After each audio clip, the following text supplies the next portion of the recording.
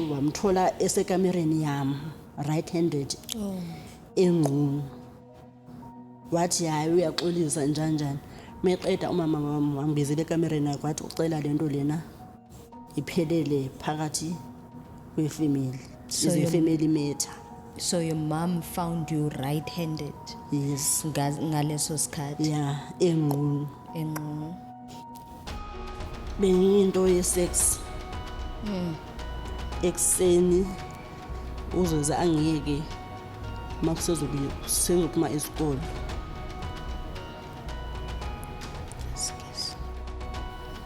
Benginama-powers.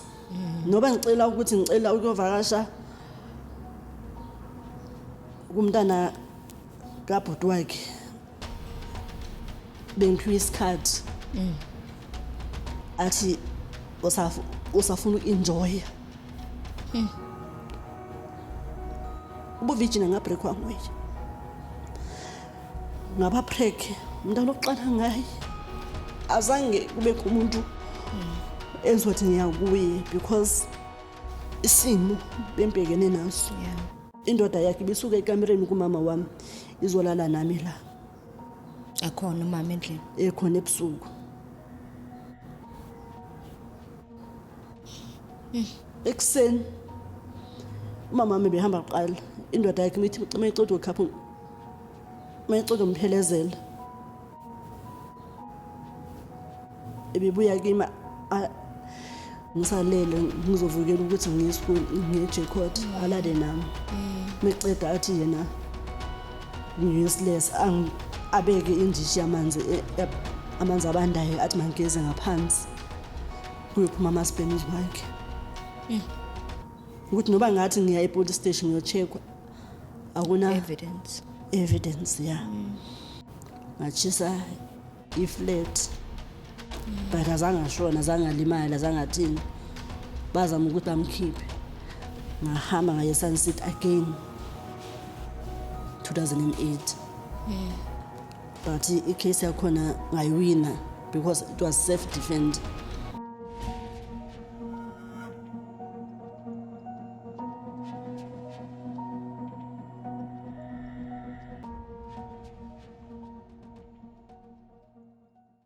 Sanibonani Mzansi, welcome to another episode of the Hope Revolution podcast. I'm your host Unomcebo Wagayaga. If you're new to our channel, please do not forget to subscribe and hit that notification button. And if you're not joining us for the first time, Sitagwandela Otate Kona, and thank you again for joining us. In this podcast, we provide a platform for open discussions on various challenges and experiences that are unique to both men and women. So today we're joined by an amazing, wonderful, beautiful lady by the name of Pamela Lubude, who will be here to share her story with us. Sawubona Pamela. Yebo mama njani? Ngiyaphila sithando sami. Thank you for traveling all the way to join us today. Okay. Siyabonga. To people who don't know Pamela, who is Pamela? uPamela uzalwa nguNontuthuzelo Nobude. Okay. Ubaba nguNzinyo Landasana from eBizana. Ngikhulele Eastern Cape kwindawo ekubizwa kuthiwa kuseDordrecht. Ngafunda khona 94 ngaphinda ngabuya la eGoli ngizofunda hlala nomama wami. Ngo2000 ngaphinda ngabuyela back kukhokho wami eDordrecht. Okay. Ngafunda until grade 4. Ngabuya 2000 because isimo bengibhekene naso esikolweni bengistruggle kwezinye izinto esikoleni. Okay. So mama ngitholela i-special school kwindawo ethiwa kuse-Spar la eSophia School kwi-combined school. Alright. Bengifunda ngenza umsebenzi wezandla. Kula 2003 yeah. After kuqeda ushona usister kagogo wami mangibuya ngiza la eGoli. 2004 kula indoda yakhe beqala ukungihlukumeza khona. Indoda yakhe, are we referring to your biological father? No, my or stepfather. Yes. So your biological bese kahlukene nobaba wakho okuzalayo. Yeah. Okay. So take us through what changed empilweni yakho from there. what really happened? Izinto zavese zatshintsha 2004 indoda yakhe sengihlukumeza ngokucansi. Okay. Mangikhuluma athi angeke kubekho umuntu ongikhulwayo because umfazi wakhe ukholwa yena ukodlula yonke into and angeke ngize ngihlukanise nomfazi wakhe. Bonangakhe around that time? I was 18-17 lapho. So makacala ukukuhlukumeza, did you immediately let ifamily yakho know, umama know ukuthi kunesimo esiso, or it was just difficult for you to tell them anything? Isimo sami saqala ukutshintsha ngo-2004 mangihlonyezwa i-stepfather sami because bekungekho noyi-one ongikhulwayo, bebekholwa yena kuyo yonke into ebekhuluma because bebethatha ifamily ibethatha ngokuthi ingikhulisile, wangikhulisa ngisesemncane ngisafunda ugrade 3. Okay. Kula ifamily abanye bakhona bebe decide nayo yonke into because bazothi ngiyamsukela because lo muntu lona wangikhulisa ngimncane. Unfortunately ubaba wami bengamazi ukuthi uyaphila or akaphili. Okay. 2004 banengihlukumeza entreknishe sithi mangakhuluma uzongibulala, angigobhelelana abengeke bangithole khona, abuyele back eZimbabwe. Ngisabela impilo yami, ngisabela impilo kamama, ngisabela impilo yabantwana bakithi abangilamayo. Wakhosta ukuthi ngibe pregnant. Bekunomfana benclose naye eStratton sethu naye Orange Farm. Wathi okay ekuseni mangivuka ngisiye toilet ngaphambana nomama because besishare i-toilet A1. Ama bedroom wethu Behlukene. Ebesondelene kodwa. Mama uthi mase toilet kanti sochayisana ngani ngomnyango, wathola ukuthi ngipregnant engibona ngamabele. Wakwada lo baba lona wathi zengikhuluma uzongibulala. Meceda wanitreknisha ukuthi mangiqambe amanga ukuthi ngimithiswe ngonye umfana othiwa nguMiguel wakakwanini. Mama wami angazi ukuthi i-direction yaseshawela clinic wayithola kubani. Bangiseshawela clinic babhuka. The following day yakhona umama waxabana nomama senesto, umntana wakithi lo ngilamayo elwa nomntana senesto. Umama baxabana bengabazali bonke. Umama lo senesto wagijima yanguphi epolice station. Umama uthi mase epolice station wakhosta ukuthi yena ufike late kwaboshwa yena. Lo baba lona ubusuku bonke ebezenzela kimi. Okay. Masingabuyela emuva kancane Pamela. So kunalo baba benihlala naye, which is your stepfather. Yes. Uqala ukudlwengula from the age of 17, 18. Yes. Lento yaqhuba isikhathi. Yeah. So the first time it happened, ifamily yakho azange uyi-notify immediately because of the threats, I believe so. Ngoba ibentreknisha. Yes. So when was isikhathi la you decided ukuthi you know what, ngiyawazisa umndeni manje? It was after how long alokhu akuhlukumeza? 2004 wonke benginama powers because ebekhipha igama ukuthi ngihlala under iroof yakhe. Okay. And I don't have the powers angangilahlela estradini or angibulale. 2005 ibesaqhubeka lo nto leyo. I was 19 lapho. Ebaneyenza kukho ubhuti othiwa nguThabile oyisihlobo nomamama. ngoba manje bengisenamadabu lapho okay bengisafunda nalapho phose ngasuka eSparo bangisa eRosettenville but kusisikole C1 it means ama-class aseSophia Town ebegcwele basimuvela kuphi eSophia Town 2005 saphinde sabuyela eSparo bengihamba ngebhasi eGauteng coach ngihamba nomama wami kulonyaka lo 2005 wamthola esekamereni yami right handed enqunu wathi hayi uyaxolisa njani meqeda umama wami wangibizela ekamereni yakhe wathi ucela lento lena iphelele phakathi kwefamily is a family matter. So your mom found you right-handed? Yes. Ngaleso sikhathi? Yeah, enqunu. Fine. Anginama powers. Ayikho into engizoyikhuluma. 2005 December mama wathi next year ngingisabuyela eSparo because akanamali. Phose isikufisa sakhona bese sikhuphukile. Okay ngahlala u2006 January ebethi miqodo ukuphelezela umama wami ebus stop alungisela abantwana bakhe abayithu ukuthi baye esikole bebefunda eAnnandale. Bengiyinto yesex ekseni uzoze angiyeke makusezophuma esikole.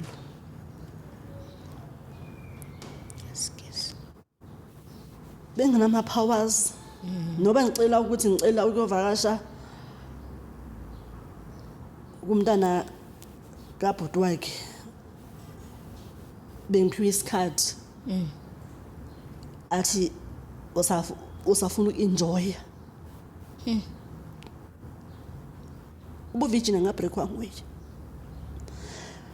ngaba break umntana oqala ngaye azange kube umuntu enzothi ngiyakuye because isimo bembhekene naso bekungekho umuntu ozothi ngiqinisile masihambe lento le uthe 2006 lapho wathola ngitholela isikolo kuthiwa kuse J Court esabantu aba disabled abantu abaphuza amapilisi abantu abanganangqondo. Kula nga find out ngikhona lapho ukuthi umama wami sho ukuthi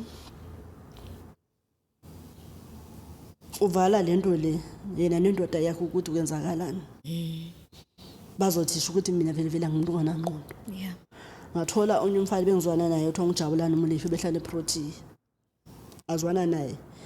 Bengihlezi ngibaleka endlini ngibalekela ukuyi. Mama wami ebecela uThabile ukuthi ayongilanda eProti. Mangizila endlini indoda yakhe bisuka ekamereni kumama wami izolala nami la. Akhona umama endlini? Ekhona ebusuku. Ekseni mama wami behamba qala indoda yakhe mithi mayicode ukhapha mayicode umphelezela ebebuya kimi ngisalele ngizovukela ukuthi ngiyisikole ngeJacob alale nami meceda athi yena useless abeke indishi yamanzi amanzi abandayo athi mangeze ngaphansi kuyophuma amaspems wakhe ukuthi noba ngathi ngiya epolice station ngiyocheckwa akuna evidence ya nento beyenza leyo. So after umama sekamtholile right-handed wakwazi ukumchazela umama ukuthi noma somtholile angqono ekamereni lami usaqhubeka uyangidlwengola?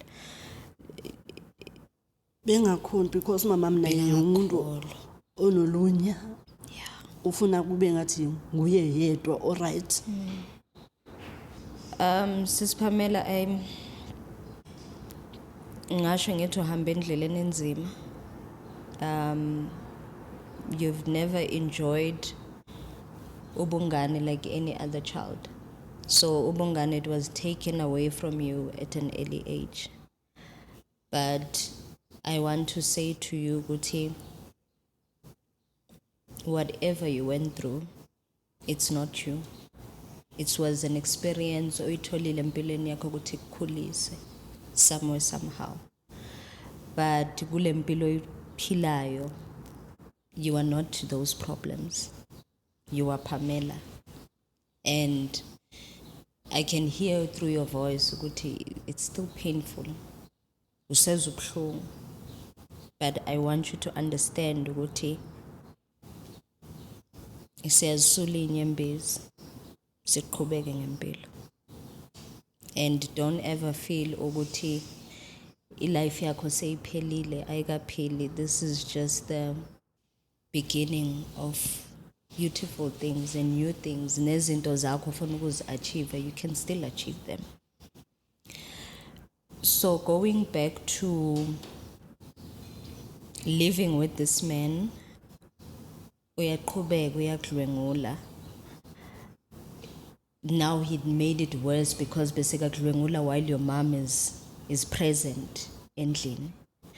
Did you ever felt ukuthi noma aphuma ekamereni lika ma wakho to come to your bedroom while uma wakho bekakhona, did you ever felt ukuthi your mom knows ukuthi uyeze ekamereni lwakho to do whatever that he wants?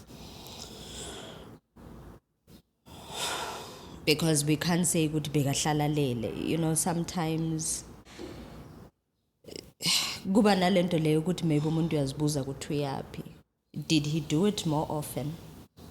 Ukuphuma ekamereni lakhe noma to come to your bedroom?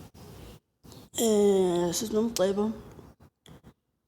The only thing mina ngayifilayo ukuthi maybe umama naye bayamthreatenisha because angisumntana lo baba lo.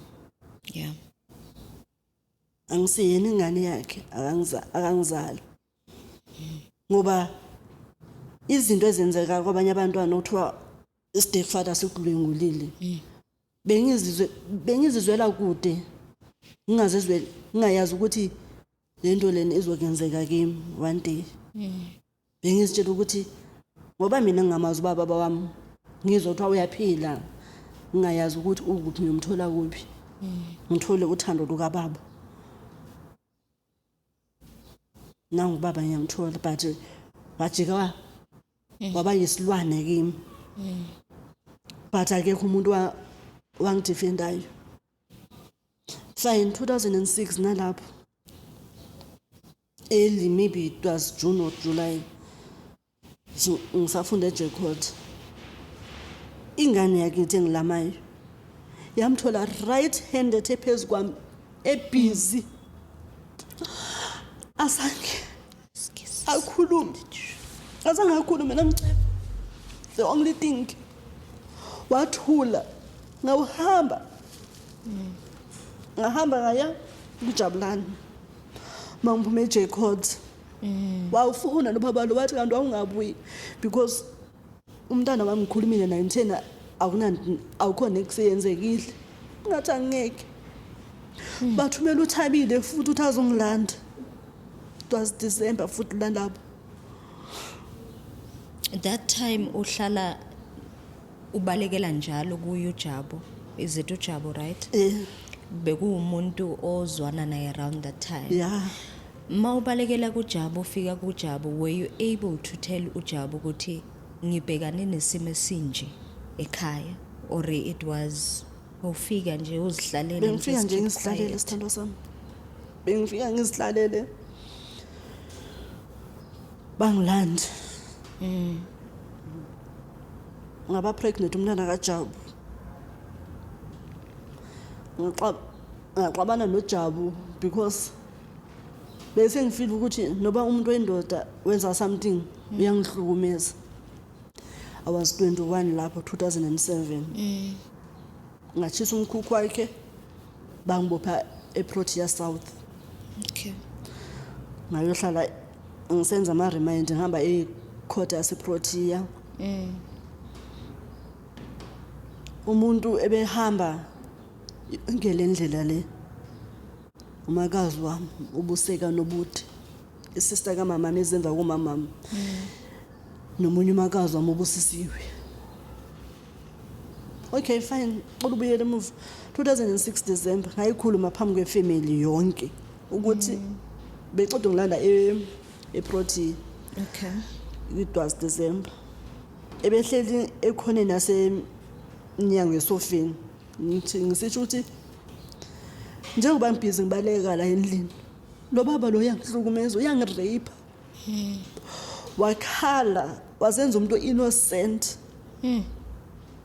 Uthabile wathi mina ngihlukumeza isibari sakhe. Umakazi wami kanti yena lonto le yazange ngemphatha kahle ubusisiwe evakashe ekhaya.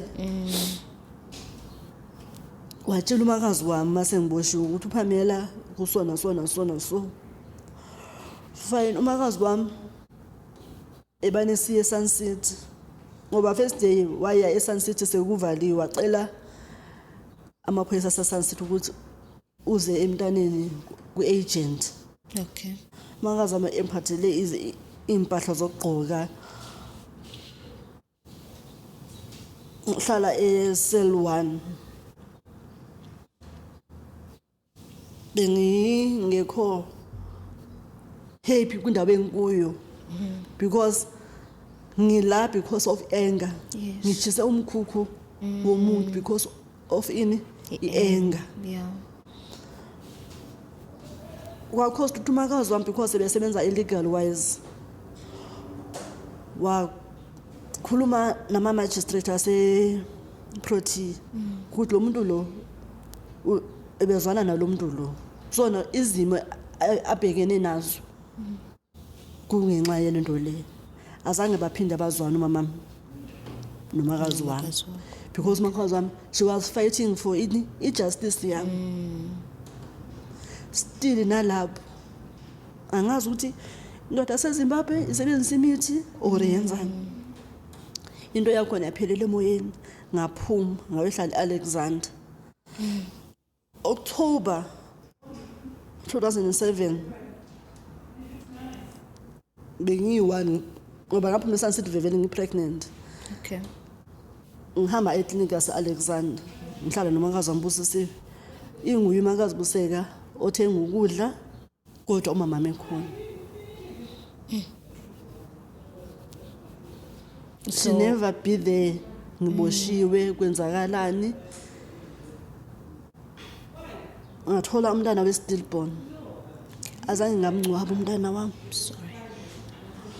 Wangcwatshwa yisibhedlela because umama wami ngifeel ngathi azange wangithanda. Yeah. Or ngifeel ngathi mina ngijezela between yena nobaba ongizalayo. Laba xabana khona ngathi mina ngimi in charge yimi umuntu and angimazi baba wami. Ngakhosa ukuthi ngizama ukuthi ngiqine ama social worker ngitshela ukuthi dlulisa, forgive but don't forget. Ngiyizama lonto le but kuba ngathi into yenza manje mangicabanga. Kuba ngathi into asinto yakudala into ya manje izolo lokho.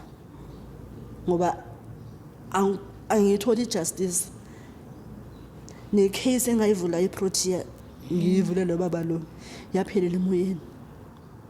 Even manje icase number yakona ngiyile last Orange Farm bangikhiphela icase number ukuthi ngeke ngayivula icase rape but iphelele emoyeni.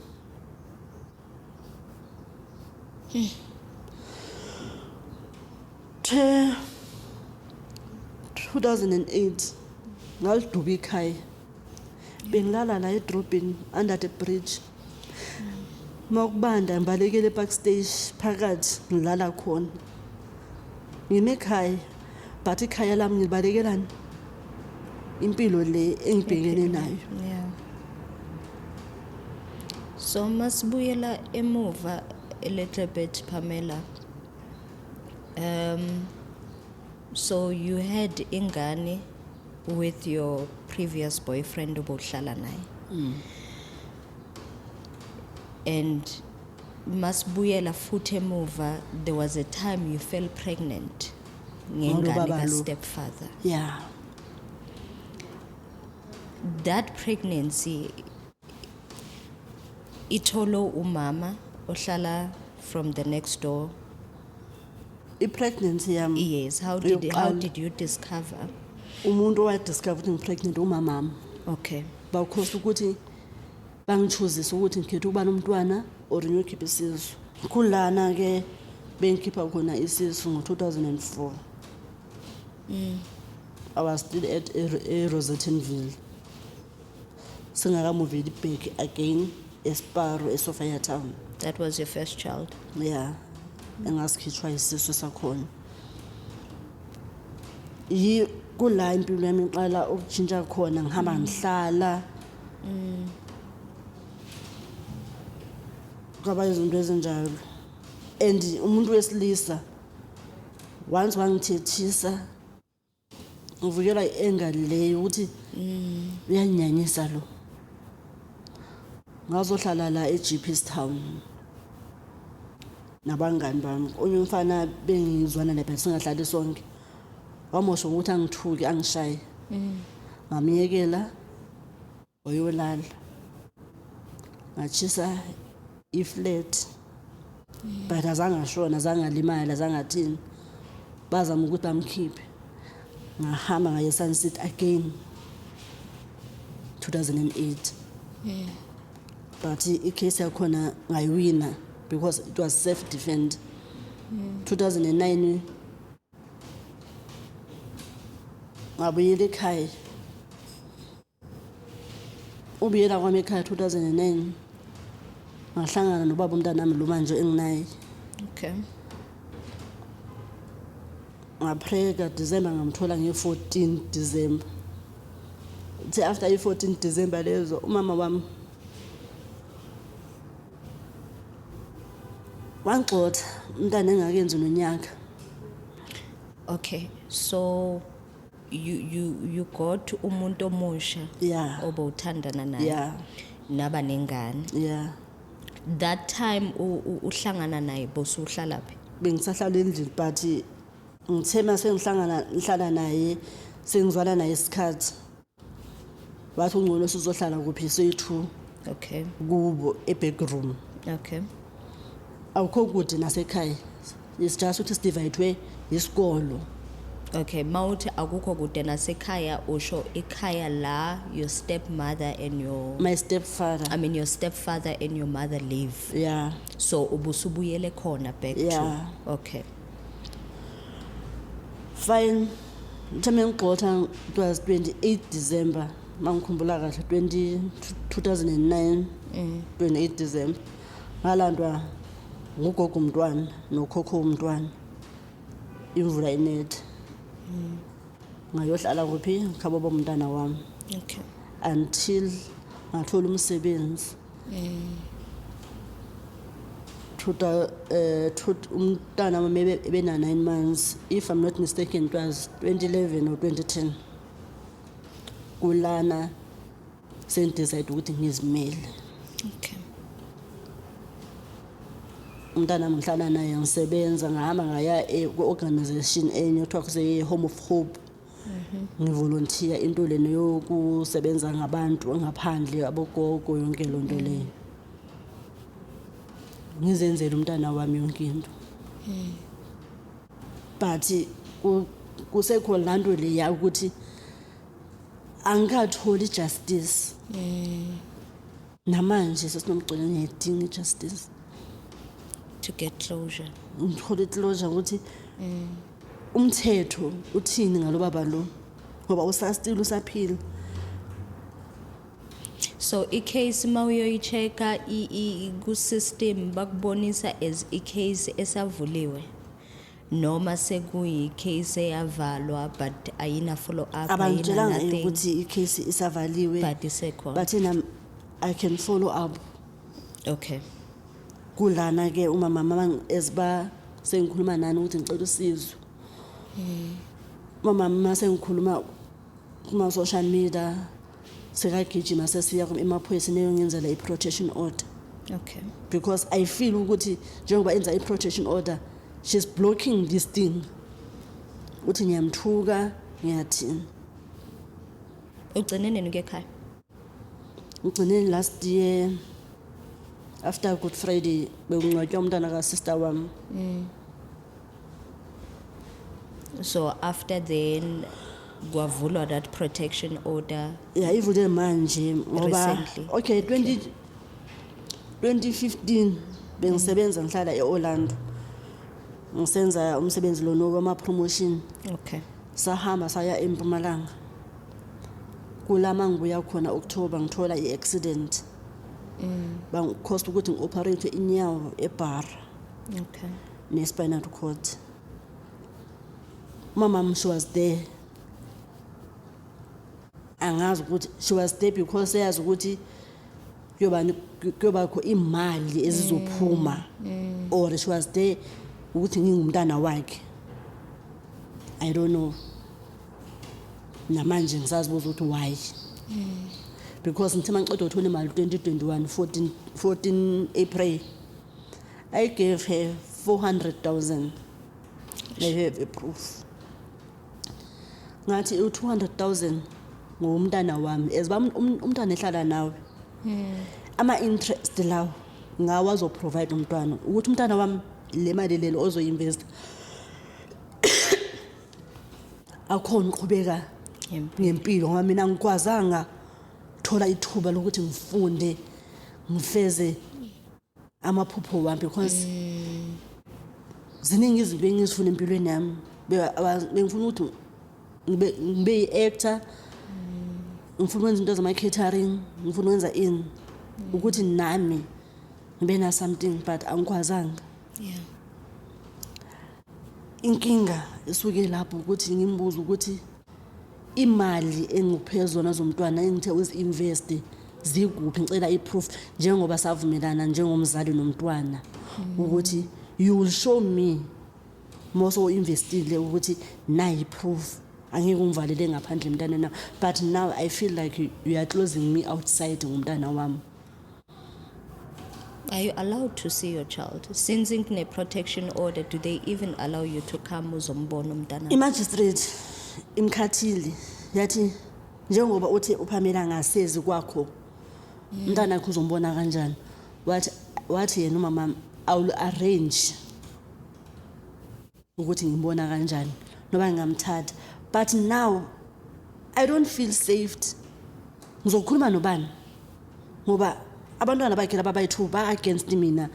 Basayida nomama wakhe, nomama wabo nobaba wabo ba against mina. You understand? Yeah.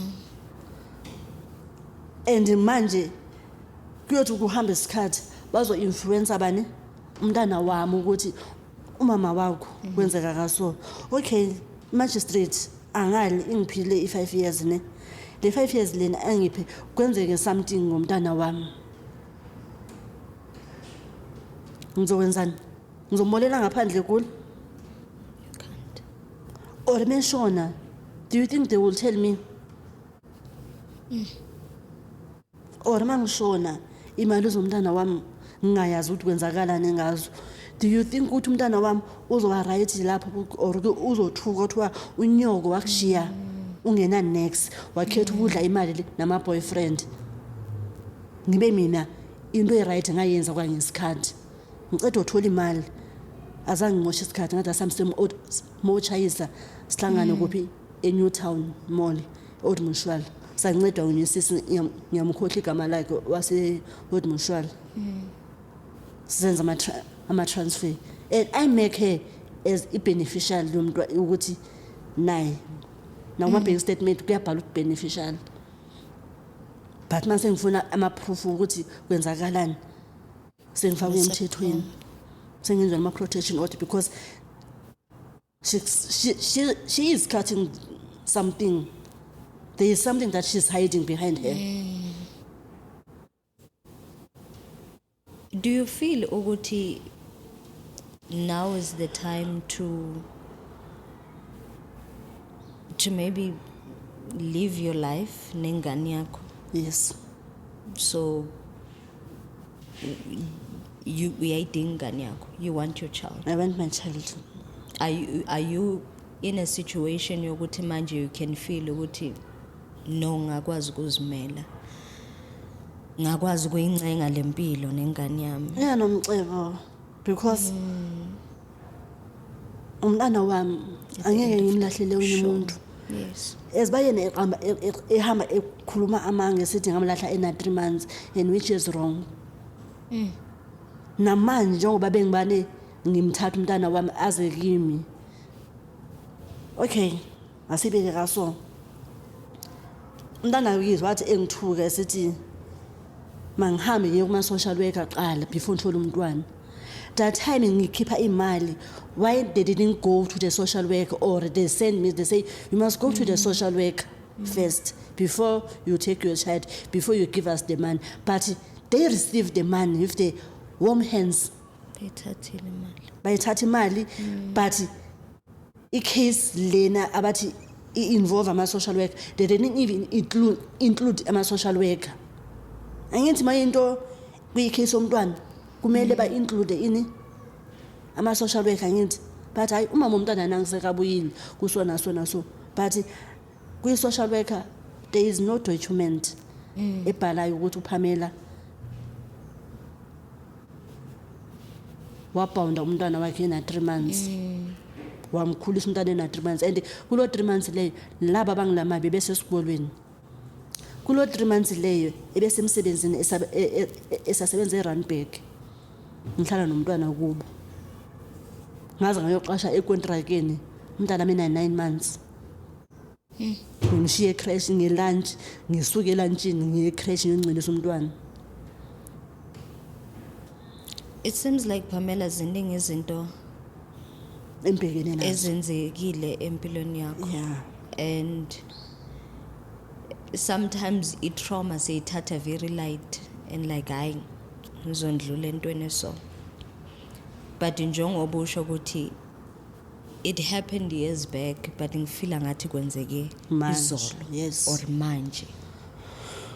In that manner, for you to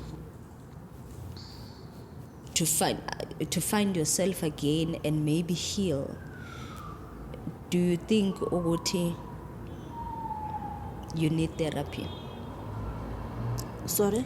Do you think therapy ayidinga empilweni yakho? Yeah. For healing purpose? Yes. Because yes, kuningi, and usalwa, it's not like ijeni yakho seyiphelele somewhere, you're still fighting. Now there's your child involved, kune protection order against you.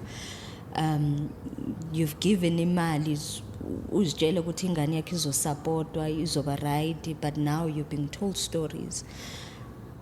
What is one thing ofila ukuthi ufuna ukuyibona yenzeka empilweni yakho? Yiliphi usizo oludingayo that maybe one person that's watching out there at home can say, good, I think uPamela mina ngamsiza la. Usizo oludingayo Pamela yini? Usizo engiludingayo Nomcebo kakhulu ukuthi noba ngathiwa uNkulunkulu uyangikhumbula, ngibe ngiduze nomntana wami. Sure. Ngibe imali zomntana wami zikuse accountini yakhe. Noba ngathiwa i-account leyo ihandleliswa ngwenye umuntu enzomenza i-guidance yomntana wami ukuthi noba sekwenzakalani, ngoba angithi impilo asesikhethile. Sure. Impilo asesikhethile. Ngathi mfumana namhlanje ngitshayiswe imoto or kwenzeke something. Yinto engidingayo ukuthi nama-social worker they must come in front. Yeah. Ukuthi umntana wami aphume lapha. What if lo baba lona uzothi umntana wami mesemdala njengoba naye manje sekamdala amqala amhlukumeza? She's also not safe. Naye self akekho safe. Ngoba Nomcebo ngakhala but ukukhala kwami akusizi. I have to ukuthi ngibe strong for umntana wami. I have to ukuthi ngilwele ijustice umntana wami. Ngoba mina ijustice angiyitholanga ngithi njengomzali. Azange ngayithola ijustice ukuthi I will get justice with that bastard agwethu. they are still defending him. And ngirealize ukuthi umama mama akangifuni. Ngoba wakwazi ukuthumela ngicela umsendele message this year 27 February. Ngithi ngibuya esikoleni somntwana. And they told me ukuthi you don't have a right ukuthi ungiblock emntaneni wami. And ngizoku-expose ngizobiza ini iJozi Bioscope. Wangiblock. Ngimam okay. Ngikhuluma nawe uyangiblock. Mokuceda wathumela uThabile ukuthi azongishaya. uThabile wangithuka ngokuthi ngiyagula nginengculazi. Ngiyafa. Angeke ngimthole umntana wami noba kusekuthiwani. Why?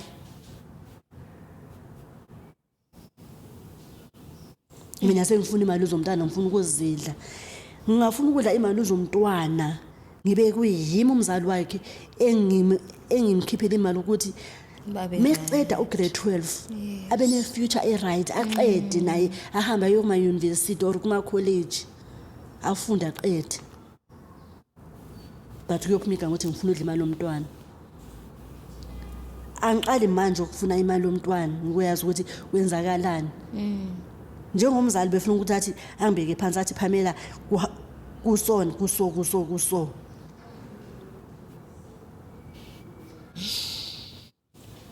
Ngimphile 200,000 njengomzali. Akekho umuntu umntwana ongayenza lonto le imali akhipha imali yakhe yonke ayithi bhu kumzali wakhe. But mase ngicela ukhipha imali ngigcine ngisisitha kumama. Ngigcine ngiyinto nje useless. I think, Pamela, with this whole situation, the purpose yokuthi iHope Revolution ivule this podcast is to allow people like you to come and voice out. Because ngifila ngathi ubuvalelekile in a corner for years. Yes. And you couldn't express yourself. You couldn't tell your truth. Esikhatheni esiningi when you tell your truth, awukholwa vele. It's always like that. Awukholwa vele oma ungakholwa kuba nama enemies avuka out of the blue. Yeah. You know. But I'm forever grateful ukuthi sisese nabo mama bafana nabo mama kaCwecwe that are fighting for justice for ingane zabo. And it was going to be something positive if umama did the same thing to fight for you.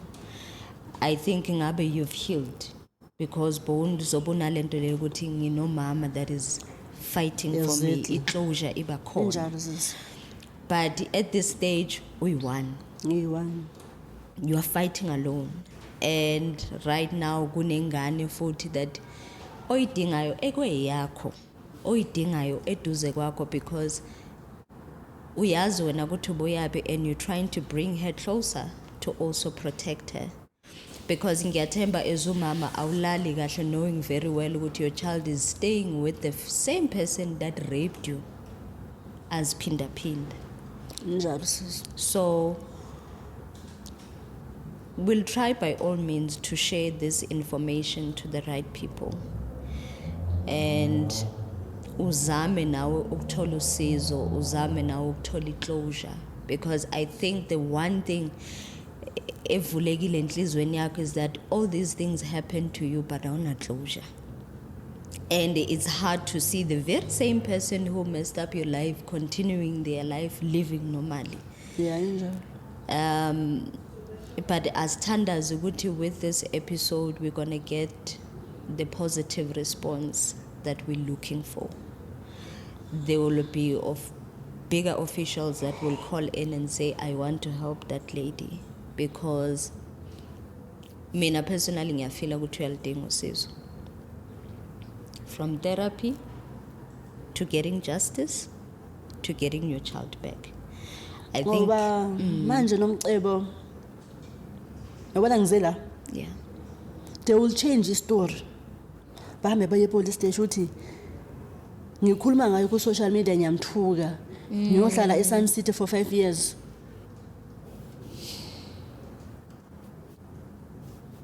So itori ihlale change when you try to voice out ukhuluma iqiniso lakho kuna something that comes. Nebhala kwi protection order leyo ubhala ukuthi mina ngaboshwa ngina 18 and she's lying. I was 21. First time ukuboshwa I was 21. But you know what ubhala ukuthi bena 18 ngalapha umntana ena 3 months. And she's using past yami ukuthi yena athole ini ijustice yakhe justice. What about my justice? Njengomntwana amthwala 9 months, what about my justice? You'll be surprised mangokufonela ngisithi ngise police station sengiboshiwe ngiboshelwe justice yami ukuthi ngize la because yena akafuna ukuthi umuntu akhulume lento lena ayifilayo ayidingayo so futhi nakhona eyiqiniso because I believe it's your truth. Yes, into ndlule kuyo. And judging from this whole situation, awumthukanga, you never fought, but you are telling people ukuthi this is what happened to me. Yeah, Ndingo sizo olunje because I'm trying to protect someone. yinto engihopa ukuthi noba angaya epolice station I feel ukuthi namaphoyisa azobe lento lena engikhuluma la bayayibona ukuthi angikhuluma nganhlamba ngikhuluma into engifilayo ukuthi ne case number nginayo ngaphinde ngayilandelela 2020 but akunamnyakazo dasa ngithi maybe indoda yakhe khona into ayisebenzisayo or usebenzisana namaphoyisa or kwenzakalani I don't know. I pray that you get all the answers you need, and I pray that you get justice oyidingayo. I hope this platform will bring change into your life, and I just don't hope, I believe so. Kunabantu abaningi that have came here and they would even call us ukuthi coming there was never a mistake. I'm getting a response now, so I'm hoping the same thing for wena. Into engicela ukuthi ungenzele yona Pamela, I want you to be strong. I want you to hlazo strong, and I don't ever stop praying because impi yakhe iyawudinga umthandazo. Ngoba nomcebo 2016 ngeke ngaphuza Apirim, you know Apirim iphuza eMakondwane. Ngiyalala eBara, ngiyalala eBara and kunosisi lona benginceda ngento zama road accident fund usisibusi. I even told her ukuthi mangibona mzuloyana ngifeel ngathi there is something yobaba lona ngayenza or uzongirape angibulale. Ngoba mebona ngibona ungibona njengomfazi. Ngoba na 2015 ngiphuma esibhedlela bengihamba ngama crashes bengigeza umntana ngithi oyi last born mebuye esikolweni or before esikolweni ngakwazi ukuzenzela next lo baba lo mangisele naye ngoba I can't even run ephe ngivula umlenze andangala zisi afaka into yakhe athi ngizophelela phi ngoba ngiyahamba ngiyabuya ngizophelela phi. Angitholi ipeace. Kumanje mengapheya irevenge ngoba mina sengiphunyukile phambi kwakhe. Uzoyenzana ingane yami? Ngoba ke umuntu omkholwayo akunamuntu mama ukholwa yena. Abantwana bakithi bakholwa yena. Ifamily ikholwa yena. Mina usister kamama lo sekahis wagcina ekhipha igama 2022 ngumtshado webrother yami wathi akasafuna umuntu ozongena phakathi kwakhe nosisi wakhe. Mina lento lengidlayo nomcebo mangicoffee out mina ngixabanise noSibari wakhe ngakhuluma izinto ezingekho ngoSibari wakhe. They don't know ipain enginayo. Akekho namanje ngizwana nomakazi wami because akunaqiniso. Ngingathi mina akunaqiniso kwifamily kaNobuthi. Ngingathi akunaqiniso kubantwana baka gogo wami abazalwa nomama wami. Because no one ofuna ukuzwa ivoice yami. You're already painted as a bad person. Ngipeyintwa njengomuntu omubi. Yeah. Ngipeyintwa njengomuntu oqambela abantu abadala amanga. Ngipeyintwa njengomuntu oxabanisayo. Noba mama angezwa into okuthiwa uPamela uthe so. Akakwazi uhlala phansi nami athi Pamela ndiva into enje. She will believe that person ozoqala kunaye.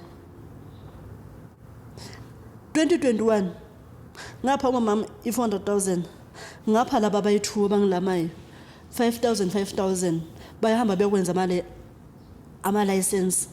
Mina ngina license because ngiyesaba imoto since yangilimaza. Ngathi ngitshela ubhuti wakhe ngise garage. Ngathi ilasibona sendle ithi mangisendele in of 400 and ngibuya kubi eHitleberg anginamali. Ngizoyomsendela manje. Wahamba wayotshintsha istatement engisikhulumile ukuthi mina ngimpe 5,000 ngapha sakamfuna 400. Ngingakaze ngayikhuluma. Wangithuki lasibona ke kumanje 2021 until now asikhulumisana. Because they believe into ekhulunywa ngomunye umuntu. Then when Abakwazi ukuthatha istories ethu, they will believe one person. I pray that you find closure, Standosan. You really need closure. There's a lot. And ngiyabonga ukuthi ukwazile ukuza la to come and share your story, because impilo somehow usizo ngalithola in a blink of an eye. La uyitshela ukuthi sekuphelile ngolithola usizo, then someone comes up. And in this podcast we have received some positive feedback, and I hope and ngiyathemba ukuthi nakuwe kuzoba njalo. Into engicelayo ukuthi don't stop praying. Kuyoze kulunge, kuzoze kukhanye. At some point isinokufila ngathi ayikho into yophinda ilunge empilweni zethu, but trust me, impilo has a way of changing. Impilo has a way of making you ukuthi but you are a nobody and make you someone. Yazi nomcebo yeah right. Ngoba ngirealize ukuthi masima ecourt solanda amaphepha la ukuthi wa anything engizoyenza or ngiyathele lapha or ngimfonele ngimthu or ngithini, the police they would come and fetch me. Abantwana bakhe bathi awusena ngane ezi3 so ningane ezi2 asingane yakho lo. Waphendula bathi uzohamba yofuna omunye umama wakhe. Okay, ngizama yofuna omunye umama wakhe, ngizama yofuna omunye umama wami. Basamgcineleni ingane yami ke lapha ya. Ndimazirelease umntana wami nemvalelo lezi yani engamnikeza zona with interest. You understand what I'm wrong? I don't think you are wrong, because whatever you were doing for ingane. You were doing it because for even the ingane. magistrate angifuna ngawudebate kakhulu because iyangidina ingidinile ngoba first of all uqamba manga ukuthi ngalahla umntana na 3 months. And even abantu bakhabo baba bakhe they are my weakness.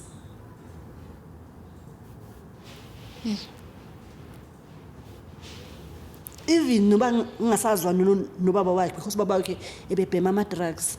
Sengimshiya sengizihlalela ngiyi1 ngisebenzela. Bengihamba ngiyomthatha umntana wami.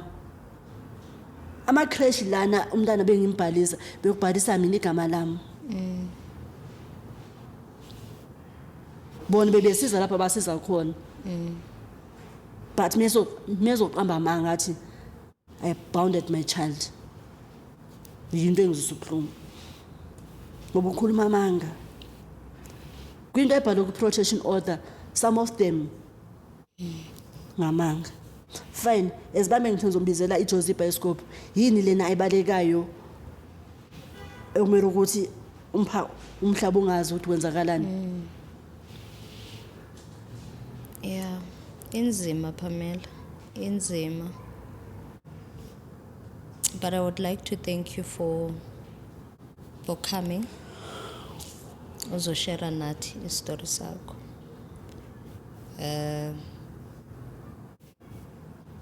But at the same time, bengicela ukuthi uzame by all means to put your mental health phambili. Stress isihlale sikhona, but allow yourself ukuthi uphinde futhi ubuye futhi. Because you have a child that you're going to fight for, and it's going to be war. Njengoba bakulwisa kumanje. So to come back to your mental state, ubuye kahle and be strong physically and mentally, it's by getting therapy. Cala uzihile ngaphakathi, cala ubuye wena futhi uqine futhi again. As njengoba ushilo ukuthi you are forced to stay strong for your child. But ngicela ukuthi nawe ebustrongeni bakho ngicela nawe uzicabangele. To avoid izinto ezifana no depression, since you've been saying that you've been once a suicidal person. But bengicela nawe ukuthi uzibekele phambili also. Yeah. Kuzoba right, kuzokhanya, kuzolunga. And thank you so much for coming. Yeah, Boss Thomason. Kubonga mina. This episode has been a touching one, and to see ukuthi kunabazali abajikela ingane zabo in such situations, I think that's the painful part, because mawuvelelwa yinto ukuthi uyadlwengulwa ekhaya, I think the first safety that you would like to go to umama okuzalayo. But if umama okuzalayo kuwuye ongalithathi iqiniso lakho, you feel like it's the end of the world. But to anyone that is facing the same thing, besicela ukuthi nibe strong and don't forget to pray. And if it's a force, it's a must ukuthi you must fight alone, do that. Make people aware ukuthi wenzakalani empilweni yakho. Yes, sometimes family might not trust you, but there is that one stranger that will trust you. And thank you so much for joining us again. See you next time, same place. Bye.